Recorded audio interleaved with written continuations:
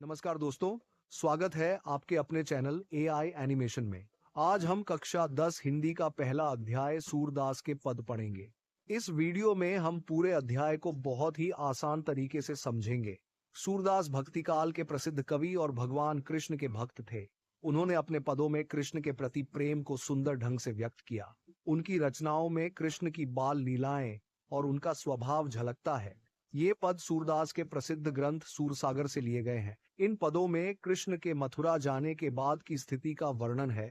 जब कृष्ण मथुरा चले जाते हैं तब वृंदावन की गोपियां उन्हें याद करती हैं। कृष्ण अपने मित्र उद्धव को गोपियों के पास संदेश लेकर भेजते हैं। उद्धव उन्हें ज्ञान और योग की बातें समझाने का प्रयास करते हैं। गोपियां कृष्ण के प्रेम में उन बातों को स्वीकार नहीं करती। उद्धव वृंदावन पहुंचते हैं जहां वे समर्पित गोपियों के लिए कृष्ण का संदेश लेकर आए हैं। वह ज्ञान की बातें करते हैं और उन्हें ज्ञान और योग के मार्ग को अपनाने के लिए प्रेरित करते हैं। उद्धव समझाते हैं कि ईश्वर निराकार हैं और इस विशाल ब्रह्मांड में हर जगह मौजूद हैं। वह उन्हें सांसारिक मोह माया से दूर रहने और अपने भीतर ईश्वर को खोजने की सलाह देते हैं। गोपियां ध्यानपूर्वक सुनती हैं, फिर भी उनके हृदय उसकी तार्किक शिक्षाओं से अप्रभावित रहते हैं। वे घोषित करते हैं कि उनकी आत्माएं पहले से ही कृष्ण के शाश्वत प्रेम में गहराई से डूबी हुई हैं। उनके लिए कृष्ण केवल एक देवता नहीं बल्कि उनके अस्तित्व का सार है। जब से वह मथुरा गए हैं, उनका जीवन निरंतर विरह से भर गया है। हर पल उनके प्रिय कृष्ण की छवि उनके मन में अंकित रहती है। उद्धव का बौद्धिक दर्शन उनकी भक्ति की गर्माहट की तुलना में दूर का लगता है। वे बताते हैं कि उनके दिल प्यार से इतने भरे हुए हैं कि वे ठंडे अलगाव को स्वीकार नहीं कर सकते। अंततः वे इस निष्कर्ष पर पहुंचते हैं कि कृष्ण का प्रेम ही एकमात्र सत्य है जिसे वे कभी जान पाएंगे। गोपियां उद्धव के सामने खड़ी हैं। उनके हृदय भगवान कृष्ण के प्रति गहरी भक्ति से भरे हुए हैं। वे घोषित करते हैं कि उनके मन हर समय कृष्ण की दिव्य उपस्थिति में पूरी तरह से लीन रहते हैं। हर शब्द और कार्य के साथ वे दिन रात अपने प्रिय कृष्ण के प्रति समर्पित रहते हैं। जागते हुए या सोते हुए उनके विचार कभी भी अपने प्रिय कृष्ण की स्मृति से दूर नहीं जाते। वे साथ बिताए समय की यादों को संजोकर रखते हैं और उन मधुर स्थायी पलों में सुकून पाते हैं। गोपियां व्यक्त करती हैं कि कृष्ण की उज्जवल उपस्थिति के बिना जीवन खाली और अधूरा लगता है। जब कृष्ण वृंदावन में रहते थे तो पूरी भूमि आनंद और असीम खुशी से भर जाती थी। उसकी बांसुरी की मनमोहक धुन कभी गांव के हर चेहरे पर मुस्कान ले आती थी।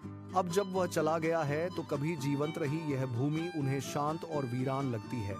उद्धव ज्ञान और योग की बातें करते हैं, लेकिन गोपियों को इन मार्गों पर चलना कठिन लगता है। उनके हृदय प्रेम से बंधे हैं, जिससे किसी अन्य आध्यात्मिक मार्ग को स्वीकार करना असंभव है। वे अपनी भक्ति में अडिग हैं, अपने प्रिय कृष्ण की वापसी की प्रतीक्षा कर रहे हैं। गोपियां उद्धव को विनम्रता पूर्वक समझाती हैं कि उनके हृदय पूरी तरह से कृष्ण के दिव्य प्रेम में डूबे हुए हैं। वे बताते हैं कि जब किसी का दिल एक सच्चे प्यार में बंध जाता है तो उसमें दूसरे विचार प्रवेश नहीं कर सकते। उनके लिए कृष्ण केवल एक देवता नहीं बल्कि उनके अस्तित्व का सबसे महत्वपूर्ण हिस्सा है। वे उनके साथ बिताए समय की यादों को संजोकर रखते हैं और उन मधुर स्थायी विचारों में सांत्वना पाते हैं। जब कृष्ण वृंदावन में रहते थे तो पूरा वातावरण असीम आनंद और प्रकाश से भर जाता था। लोग उनकी बांसुरी की मनमोहक धुन सुनने के लिए एकत्रित होते थे और स्वयं को अत्यंत धन्य और प्रसन्न महसूस करते थे। उनके साथ समय बिताना उनके जीवन का सबसे बड़ा सुख, एक अमूल्य खजाना माना जाता था। अब जब कृष्ण मथुरा चले गए हैं तो गांव खाली, शांत और बेहद अकेला महसूस हो रहा है। गोपियां ज्ञान और योग पर उद्धव की शिक्षाओं को स्वीकार करती हैं, फिर भी उनके हृदय उनसे विचलित नहीं होते। उनके लिए ये अमूर्त अवधारणाएं उस आत्मीयता की गर्माहट की जगह नहीं ले सकती जो वे अपने भीतर महसूस करते हैं। कृष्ण का प्रेम ही एकमात्र परम सत्य है जो हर गुजरते दिन के साथ उनकी आत्माओं का मार्गदर्शन करता है। अटूट विश्वास के साथ वे जीते रहते हैं, अपनी भक्ति को ही अपनी एकमात्र शक्ति मानकर थामे हुए। गोपियां वृंदावन के उन पुराने सुनहरे दिनों को याद करती हैं जब कृष्ण उनके साथ थे। उनका जीवन बहुत आनंदमय था और हर दिन खुशियों से भरा हुआ होता था।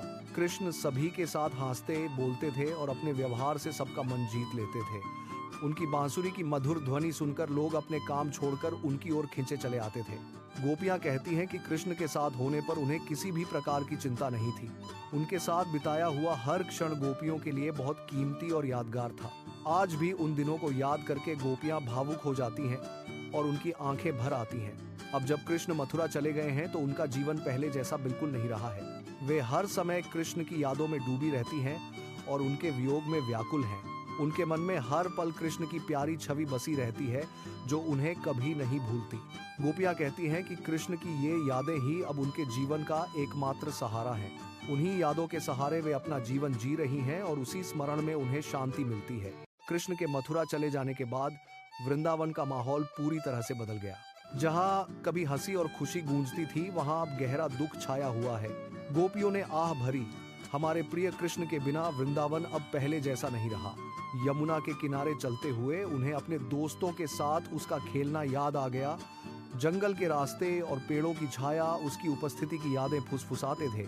वे जिस भी चीज को छूते वह उन्हें उन मधुर पलों की याद दिला देती जो उन्होंने कभी साथ बिताए थे। गोपियों ने स्वीकार किया, हम लाख कोशिश करने पर भी उन्हें भुला नहीं पाती। उनके दिल उनके विचारों से बंधे रहे, हर छोटी छोटी बात पर गौर करते रहे।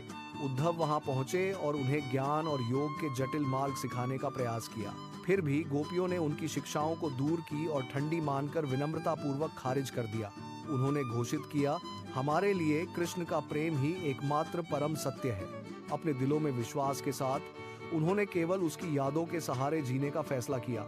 उद्धव ब्रज पहुंचते हैं, यह उम्मीद करते हुए कि वे गोपियों को निराकार ज्ञान और दिव्य योग की शिक्षा देंगे। वह उनके सामने खड़ा है, इस विश्वास के साथ कि उसका तर्क आसानी से उनके दुख को ज्ञान से बदल देगा। हालांकि गोपियां उन्हें कृष्ण के प्रति गहरी अटूट भक्ति से भरी आंखों से देखती हैं। वे कृष्ण के बारे में एक दूर के देवता के रूप में नहीं, बल्कि अपने जीवन की धड़कन के रूप में बात करते हैं। गोपियां बताती हैं कि उनके अतीत की हर सुंदर स्मृति किस प्रकार उनकी उपस्थिति से जुड़ी हुई है।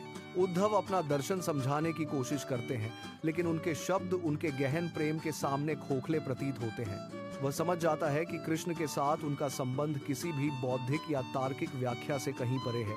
उनकी आत्माएं पूरी तरह से समर्पित हैं, जिससे उनके योग के सूखे पाठों के लिए कोई जगह नहीं बची है। उद्धव उन्हें ध्यान से देखते हैं, उनकी आंसुओं से भरी और लालायित आंखों में पवित्रता और ईमानदारी को महसूस करते हैं। जैसे ही वह ऐसी निस्वार्थ सच्ची भक्ति की शक्ति का साक्षी बनता है, उसके भीतर एक परिवर्तन शुरू हो जाता है। अंततः वह समझ गया है कि प्रेम ही पूजा का सर्वोच्च रूप है, जो सभी सांसारिक ज्ञान से बढ़कर है। उनकी श्रद्धा से अभिभूत होकर उद्धव नतमस्तक हो जाते हैं और गोपियों के प्रेम की सर्वोच्च विजय को स्वीकार करते हैं। गोपियां उद्धव से कहती हैं कि कृष्ण उनके जीवन की सबसे बड़ी सच्चाई है। वृंदावन में कृष्ण के रहते हर दिन खुशी और उत्साह से भरा रहता था। कृष्ण की बांसुरी की मधुर धुन सुनकर गोपियों का मन प्रसन्न हो जाता था। वे सब अपने काम छोड़कर खिंची चली आती थीं और कृष्ण के पास बैठती थीं। कृष्ण का स्वभाव अत्यंत प्रेमपूर्ण था और वे सबसे स्नेह से व्यवहार करते थे। उनके आने से वृंदावन का पूरा वातावरण आनंद और उल्लास से भर जाता था।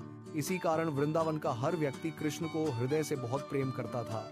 अब जब कृष्ण वहां नहीं है, तो गोपियों को उनकी कमी हर पल खलती है।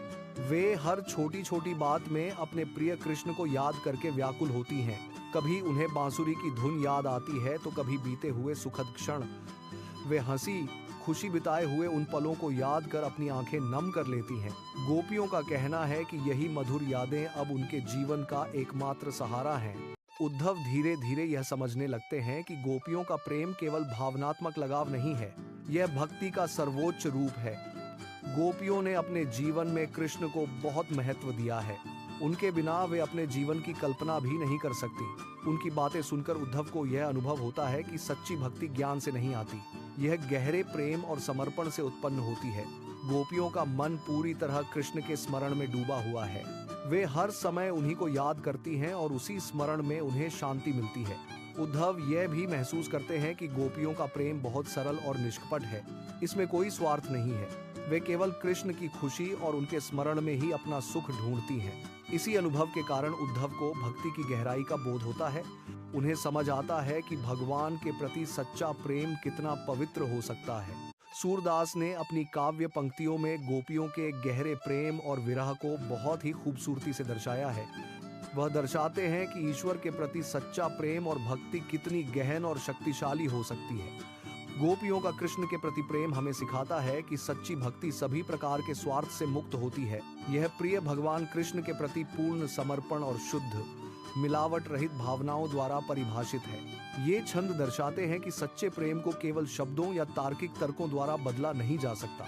गोपियों का प्रेम इतना गहरा है कि वह सांसारिक ज्ञान और बौद्धिक तर्क से पूरी तरह परे है। इस अध्याय को पढ़ने से पाठक भक्ति और भावना की अपार गहराई को महसूस कर सकते हैं। यदि आपको यह अध्याय समझने में मजा आया तो कृपया इस वीडियो को लाइक करें और हमारे रचनात्मक कार्य का समर्थन करें। हमारे नवीनतम शैक्षिक कहानी सामग्री के साथ अपडेट रहने के लिए AI एनिमेशन चैनल को सब्सक्राइब करें। आज इस अर्थपूर्ण वीडियो को अपने दोस्तों और साथी छात्रों के साथ साझा करना न भूलें। हमने आपकी शैक्षणिक अध्ययन आवश्यकताओं के लिए चैनल पर पहले ही 2 अंग्रेजी अध्याय अपलोड कर दिए हैं। हम आपकी त्वरित पुनरीक्षण में सहायता के लिए महत्वपूर्ण सारांशों को शॉर्ट्स के रूप में भी अपलोड करेंगे।